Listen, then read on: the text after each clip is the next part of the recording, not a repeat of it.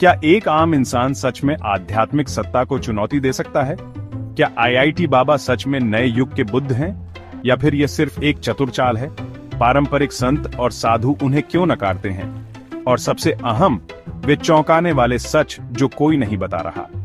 अंत तक जुड़े रहिए, क्योंकि हम आपको आईआईटी बाबा के विवादित दावों की असली हकीकत दिखाने वाले हैं।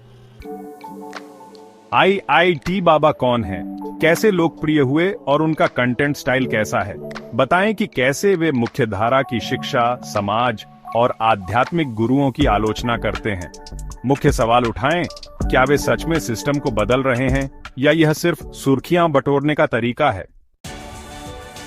बताएं कि कैसे गौतम बुद्ध ने प्राचीन भारत में धार्मिक व्यवस्था को चुनौती दी थी, कैसे उन्होंने जाति आधारित पुरोहित सत्ता को नकारा और ज्ञान को सबके लिए सुलभ बनाया। बुद्ध ने सिर्फ आलोचना नहीं की, बल्कि बौद्ध धर्म के रूप में एक नया दर्शन दिया। तुलना, क्या बुद्ध ने सच में एक नई विचारधारा दी थी, जबकि आईआईटी बाबा सिर्फ विवाद खड़ा कर रहे हैं? विचारधारा की टक्कर, पारंपरिक संत ध्यान, आत्मिक शांति और वैराग्य पर जोर देते हैं। आईआईटी बाबा का तरीका ज्यादा तार्किक, टकराव भरा और व्यंग्यात्मक है। कोई स्पष्ट आध्यात्मिक मार्ग नहीं। बुद्ध ने एक नया रास्ता दिखाया, लेकिन क्या आईआईटी बाबा सिर्फ सवाल उठा रहे हैं?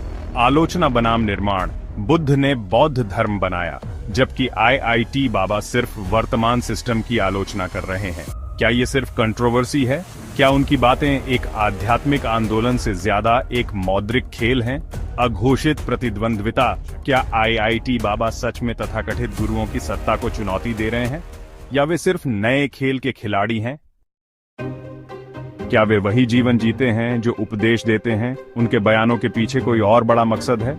उनकी प्रसिद्धि से असल में फायदा किसे हो रहा है, छात्रों, संस्थानों या बिजनेस को? क्या वे अपने ही बयानों में कभी विरोधाभास रखते हैं? क्या वे इतनी ऊंची सच्चाई बोल रहे हैं कि आम लोग उसे समझ ही नहीं पा रहे? क्या उनका संदेश जनता की समझ से परे है? क्या उनके विचारों को इसलिए नकारा जा रहा है क्योंकि वे गहरी मान्यताओं को चुनौती दे रहे हैं? क्या यही वजह है कि न सिर्फ बाबाओं ने बल्कि आम लोगों ने भी उन्हें खारिज कर दिया? अंतिम ट्विस्ट, क्या वे छुपी हुई सच्चाई को उजागर कर रहे हैं, या फिर यह सिर्फ एक प्लान किया हुआ भ्रम है जो लोगों को आकर्षित कर रहा है? आईआईटी बाबा का खुद को बुद्ध से तुलना करना बहुत बड़ा दावा है, लेकिन क्या यह वाकई सच है? क्या वे एक पुरानी व्यवस्था को चुनौती दे रहे हैं, या फिर उनके व्यक्तित्व का कोई और छुपा हुआ पहलू है जिसे हम देख नहीं पा रहे? क्या वे वाकई समाज को झकझोरने वाले बदलाव ला रहे हैं, या ये सिर्फ पब्लिसिटी और विवाद का खेल है? हमें अपनी राय नीचे कमेंट्स में बताइए। अगर आपको यह विश्लेषण रोमांचक लगा तो वीडियो को लाइक, शेयर और सब्सक्राइब करना न भूलें। आपका समर्थन हमें और भी छुपे हुए सच सामने लाने में मदद करता है। सच जानने की जिज्ञासा बनाए रखें और मिलते हैं अगले वीडियो में।